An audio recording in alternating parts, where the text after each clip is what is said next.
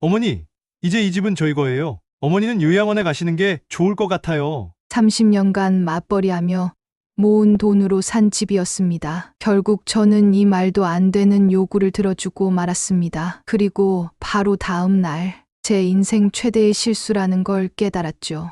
첫 번째로 조심해야 할 사람은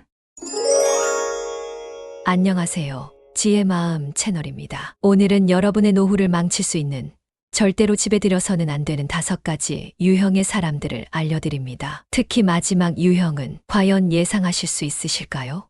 이 영상을 끝까지 보시면 당신은 더 나은 노후를 준비할 수 있습니다. 구독과 좋아요는 무료입니다. 작은 클릭 하나로 여러분의 노후가 더욱 단단해질 수 있습니다. 어머니, 이제 이 집은 저희 거예요. 어머니는 요양원에 가시는 게 좋을 것 같아요. 이런 말을 들을까 두렵진 않으신가요? 오늘은 제가 겪은 이야기를 통해 노년에 절대 집에 들여서는 안 되는 5가지 유형의 사람들을 말씀드리겠습니다. 첫 번째 유형, 돈 빌려달라는 친구 이야기부터 시작하겠습니다. 작년 봄, 40년 지기 친구 영숙이가 찾아왔습니다. 평소엔 밝던 얼굴이 흙빛이었죠.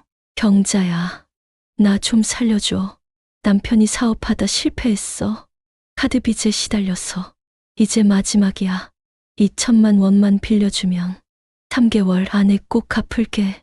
저는 망설였습니다. 하지만 40년 우정을 생각해서 퇴직금을 깨서 빌려줬죠. 3개월이 지났습니다. 영숙이는 약속한 날짜에 나타나지 않았고 전화도 받지 않았습니다. 찾아가 보니 이사를 갔더군요. 한 달 뒤 영숙이가 다시 찾아왔습니다. 경자야, 그동안 연락하기가 어려웠어. 진짜 미안한데 마지막으로 한 번만 3천만 원만 더 빌려주면 2천만 원이랑 같이 갚을게. 내가 목숨 걸고 약속할게. 너무나도 간절해 보였던 영숙이의 모습에 저는 정말 마지막으로 빌려주기로 했습니다. 평생 함께한 친구를 어떻게 외면하나 싶어서. 그런데 며칠 뒤 충격적인 소식을 들었습니다. 영숙이가 저뿐만 아니라 다른 친구들한테도 똑같은 수법으로 돈을 빌린 거였어요. 알고 보니 도박 빚 때문이었답니다. 결국 영숙이는 차용증도 없이 빌린 5천만 원을 들고 필리핀으로 도주했죠. 경찰에 신고했지만 지금까지도 찾을 수 없다고 합니다. 남편은 분노했고 자식들은 제 판단력을 의심했습니다. 40년 우정은 물거품이 됐고 저희 노후 자금은 사라졌습니다. 이런 친구들의 특징이 있습니다. 처음엔 적은 금액을 빌려 정확히 갚아서 신뢰를 쌓습니다. 그 다음엔 큰 돈을 요구하죠. 항상 눈물로 호소하면서 자신의 처지를 이용합니다. 여러분, 절대로 이런 친구는 집에 들이지 마세요.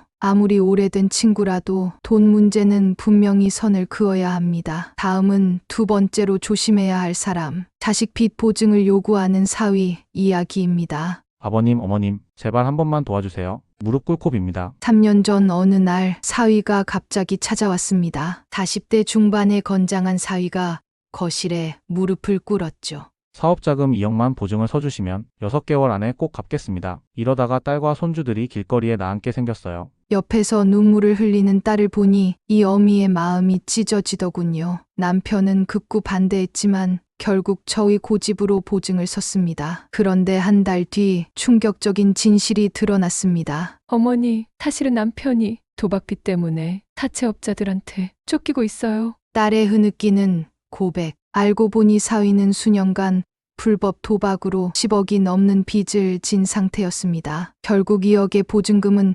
고스란히 저희 부부가 떠안게 됐고 집도 경매로 넘어갈 위기에 처했죠. 이혼하겠습니다. 어머니, 저는 못 참겠어요. 딸의 결심에 저희 부부는 퇴직금을 모두 털고 친척들한테까지 돈을 빌려 어떻게든 사위의 빚을 갚았습니다. 하지만 그때부터 시작이었습니다. 사위는 매달 빚을 갚겠다던 약속은 지키지 않았고 오히려 더 큰 도박에 빠져들었습니다. 손주들 학원비까지 도박 자금으로 써버렸다는 걸 알았을 때는 제 심장이 멎는 줄 알았어요. 지금도 사위는 여전히 도박장을 들락거린다고 합니다. 딸은 결국 이혼했고 저희 집에서 손주들과 함께 살고 있습니다. 여러분, 자식이 울면 부모 마음이 무너지는 게 당연합니다. 하지만 자식의 눈물 뒤에 숨은 진실을 꼭 확인하세요. 특히 사위나 며느리가 보증을 요구할 때는 10번, 20번 다시 생각하셔야 합니다. 세 번째로 조심해야 할 사람. 제 오늘 종요하는 결혼 상담사 이야기입니다. 집이 있으시다고요? 그럼 더할 나위 없이 좋은 조건이네요.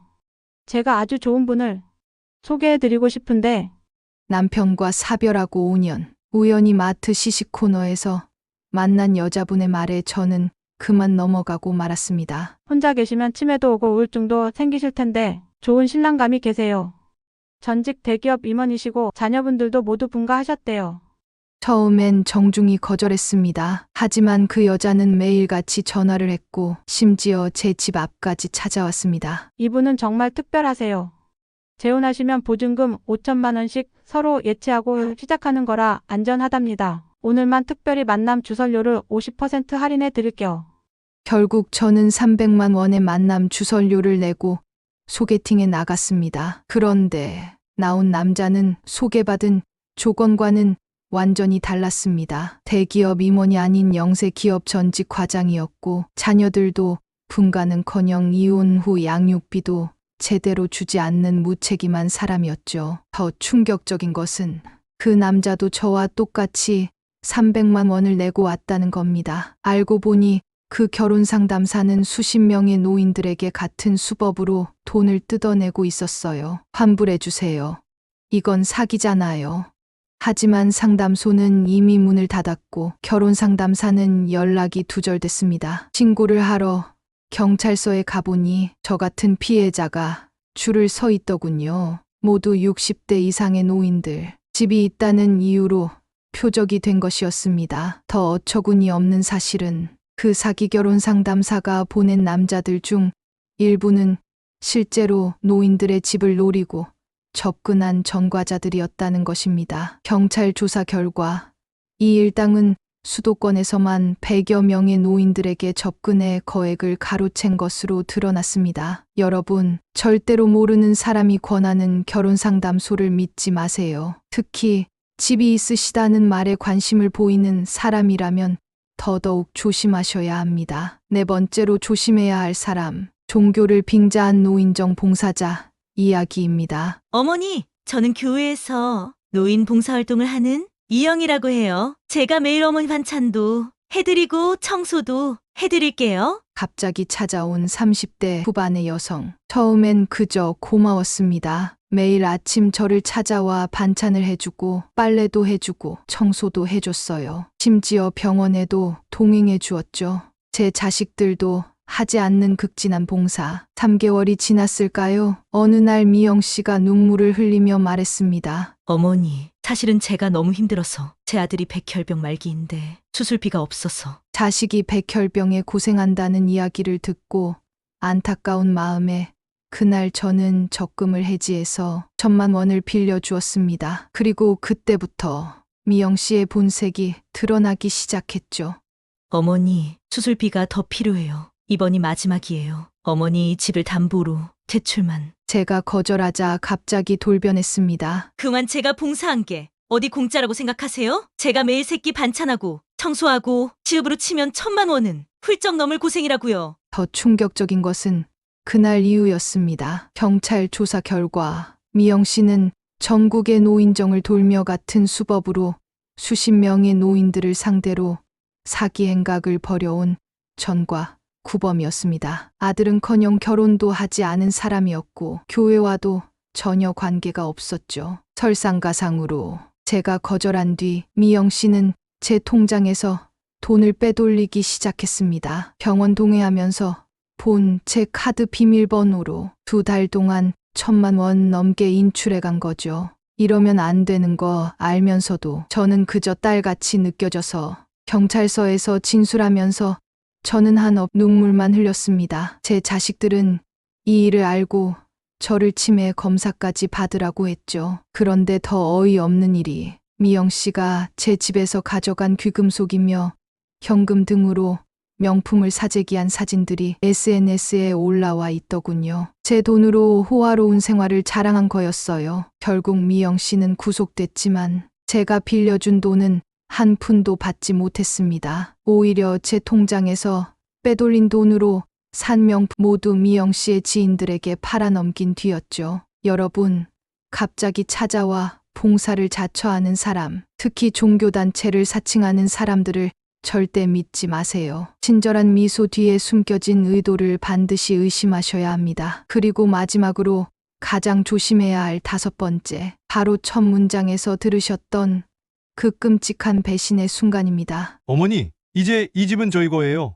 어머니는 요양원에 가시는 게 좋을 것 같아요. 30년 동안 맞벌이로 모은 돈으로 산 34평 아파트였습니다. 남편은 야간 경비를 서며 허리가 굽었고 저는 식당 일을 하다 무릎이 망가졌죠. 그렇게 힘들게 모은 돈으로 강남에 집을 샀을 때 우리 부부는 얼마나 기뻐했는지 모릅니다. 엄마, 아빠, 이제 편히 쉬세요. 우리가 효도할게요. 큰아들 내외의 말에 눈물이 났습니다. 하지만 그것도 잠시.